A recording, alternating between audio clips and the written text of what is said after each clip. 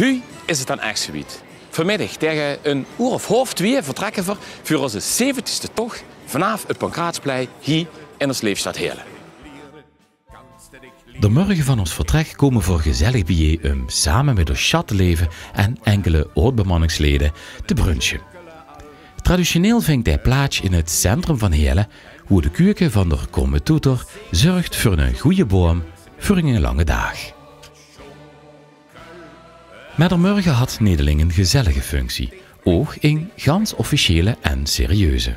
Na het eten lekte Roger Holtes eerste gelofte van de kapitein af. Ik, Roger Holtes, bij de gratie van de Blauwe Schuutbemanning kapitein van de 70ste tocht, beloof hij met aan mijn bemanning, aan zijn hooglustigheid prins Erik I, aan mijn kameraden van de Heerlense Vasteloversvereniging, de Wingbullen, en aan alle lui van Heerlen, dat ik deze historische Blauwe Schuut veilig door de stormen van 3 carnavalslang zal laveren.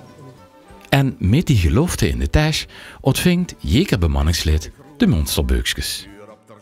Dat beukje dient als bewijs van aanmonsteren op de Blauwe Schuut, zeg maar als boardingpass. Tevens belooft jekere schuteling met het zetten van zijn handtekening op de eerste pagina van het beukje zich te zullen onderwerpen aan de reglementen en andere aangegangen verplichtingen van het Gilde Blauwe Schuut. Op de pagina's die volgen staat het volledige programma van de 70ste tocht. Van het moment waarop we geacht werden wakker te werden, tot de momenten van aankomst en vertrek op alle aanleghavens en plek van uw vernachten.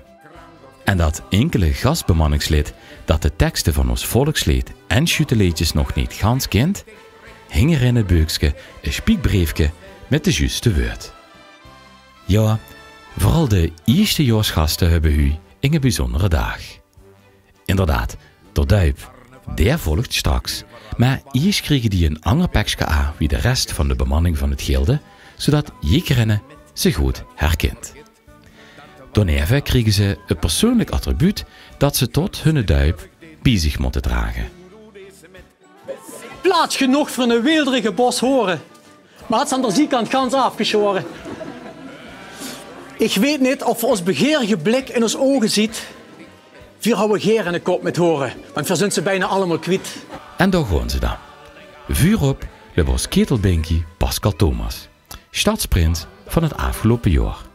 En eerstejaars gasten matroos Rogier Leenaerts en matroos Roger Vermeulen. Zij trekken de schuut eerst naar het stadhuis voor de officiële ontvang door de burgemeester van ons leefstad Heerlen. Zodra deze neus door de regio golft, dan weten we allemaal, dan is carnaval weer in aantocht. Ad Laragonia! Maar na die bemoedigende woord voor ons en de ontvang van een persoonlijk cadeau van de gemeente voor alle burgemeesters van Deens hoeven aanleggen, is het toch echt iets voor de duip. Een spektakel dat jeker jaar weer veel lui het Pancraatsplein optrekt.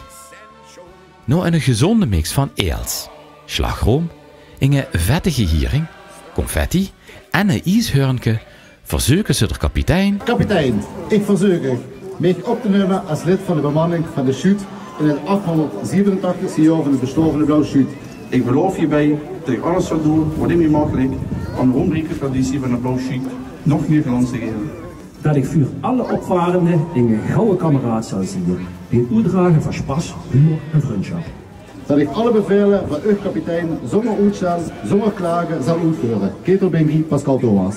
En terwijl deze nieuwe, frisse schuutemannen zich fatsoeneren voor hun eerste tocht, vier er zeer ontvangen van onze aalmoezenier Dirke Bouwman en de eerste putschorders uitgeven, knoevelen en putschen voor nog snel ons chattenleven en chattenleefjes in laatste keer.